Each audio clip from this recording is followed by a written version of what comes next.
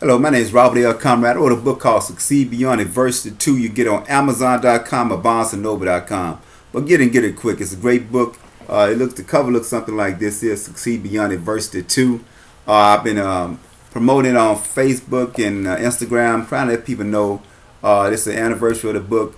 It's a great book. I guarantee you'll like it. I talk about my time growing up in Louisiana. I was one of 3 kids to integrate an all-white school. I also talk about my times in the Persian Gulf, and the things and the trials and tribulations I went through. But I try to make it a motivational book where it tells about the trials and tribulations, but also tells about the triumph and how you make it and how you have to be a no matter what person. So you have to be a no matter what. So you have to be willing to do the things today that others don't in order to have tomorrow what others won't. See, you have to believe it in your heart before you hold it in your hand. And I wrote a part of the book I want to share with you. It's called My After School Summer Jobs. And this is on page 12 if you want to get the book. You see, what I love about growing up in the country is that you can always find work. It was the summer of 1973. I was 15 years old.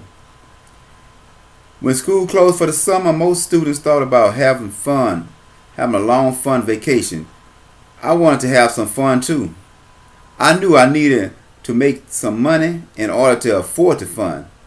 Think about it. You can't have much fun without money. My first summer job was bagging groceries. I worked for tips only. I worked one register and my friend worked the other. All we did was bag groceries and carried it out to the customers. When you take the bags to the cars, traditionally, they give you a tip.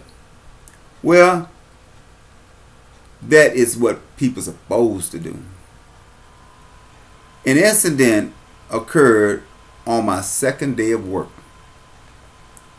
A customer walked up to the register, and I knew this was going to be my day. The customer was a tall, cool, middle-aged brother with a 3-piece suit and a derby hat. I delivered his bags of groceries to his car, which happened to be a black Cadillac. I placed the bags neatly on his rear seat. I closed his door carefully. When I finished, the brother glanced at me and gave me a high five and told me to keep up the good work.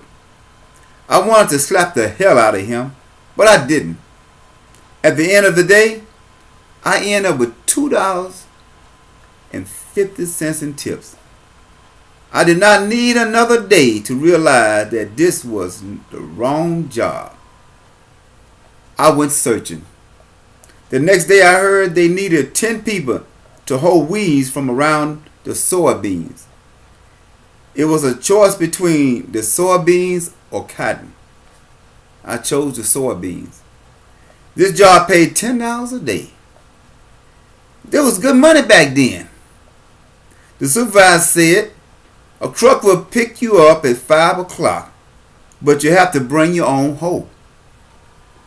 They said at one time they provided the hoes, but some hoes came up missing.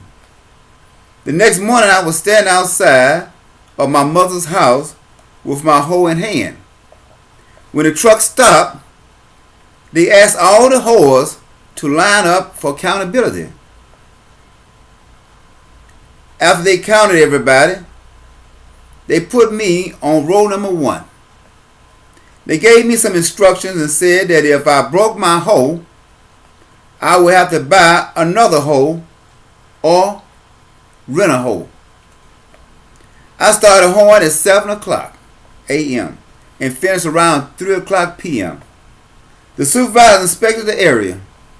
The supervisor looked at me and asked, what in the hell happened to my beans?